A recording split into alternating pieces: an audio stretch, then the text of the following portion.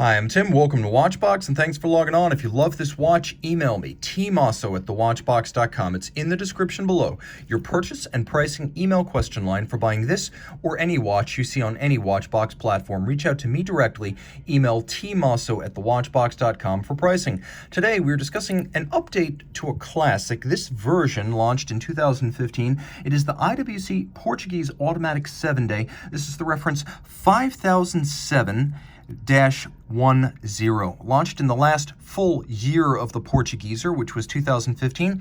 It is a 42.3mm stainless steel timepiece that's remarkably slender for what's inside at 14.2mm thick, 50.2mm from lug to lug with a 22mm spacing between the lug.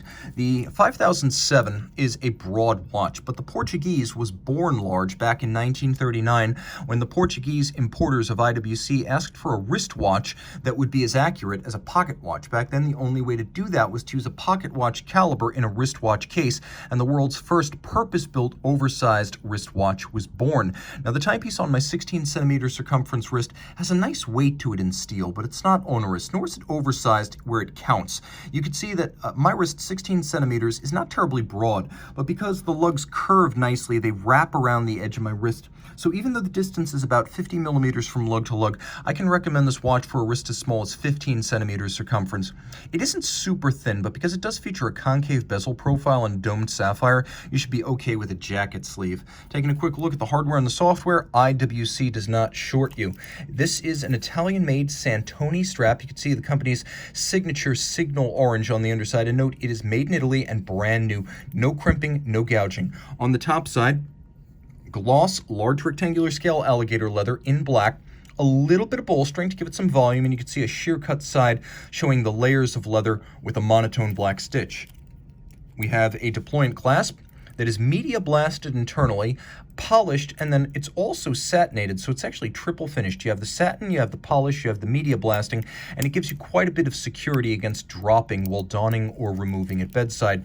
Since the very first reference 325, the Portugieser, much like its contemporary, the Patek Proto Calatrava, reference 96, it features a blended case profile, so while the size of the Portuguese and the Calatrava were hugely disparate in 1939. Nevertheless, the watches do come from the same school of design, and the case band is very similar.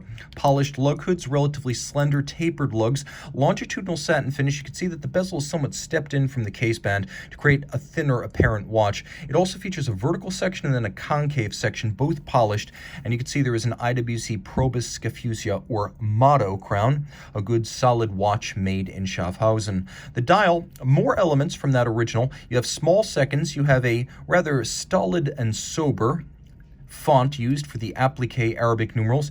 Each Arabic numeral features an outboard index, so it's a rather lush dial featuring a white on blue railroad style track for the minutes, sunburst blue at center, sunken registers for constant seconds, and your power reserve, which is 7 days, the leaf style hands at center, and you have a quick set system that allows you to rapidly cycle the date. You also have a stop seconds function if you want to hack the movement and set the watch against a reference time. 30 meters water resistant, so it's not an aquatic watch, but it is a sophisticated watch. This movement, reference 52010, the latest version of the long-running caliber 5000 family that first debuted back in 2000. What I love about this movement is that it's one of the world's largest automatics, and it may be the largest outright as it has an incredible span of, you ready for this, guys? Over 38 millimeters in diameter. That's bigger than a Rolex Datejust, and that's the movement alone being bigger than a Rolex Datejust. Taking a look, there's a lot to love. Free sprung, it's adjusted in 5 positions, which is the chronometer and high horology standard. It uses a Breguet overcoil hairspring to ensure concentric development of the hairspring in any position. So in any position, this watch will keep even accurate time. The timepiece features an IWC Paul-based Peloton winding system based on the system invented by IWC watchmaker Albert Peloton in the late 40s and industrialized in the early 50s.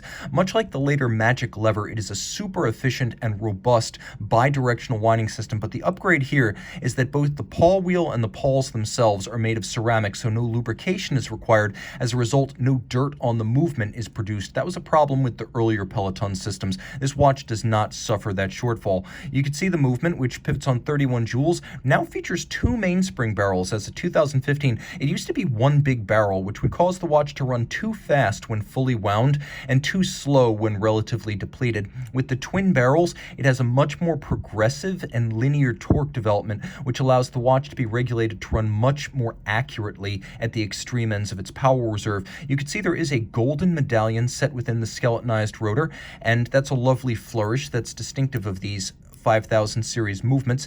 Cote de Genève engine turning, beveling, and black polishing of screw heads, applied mechanically but handsomely. It is a sophisticated movement in every regard, and all IWC. Reach out to Team Mosso at thewatchbox.com for purchase and pricing details.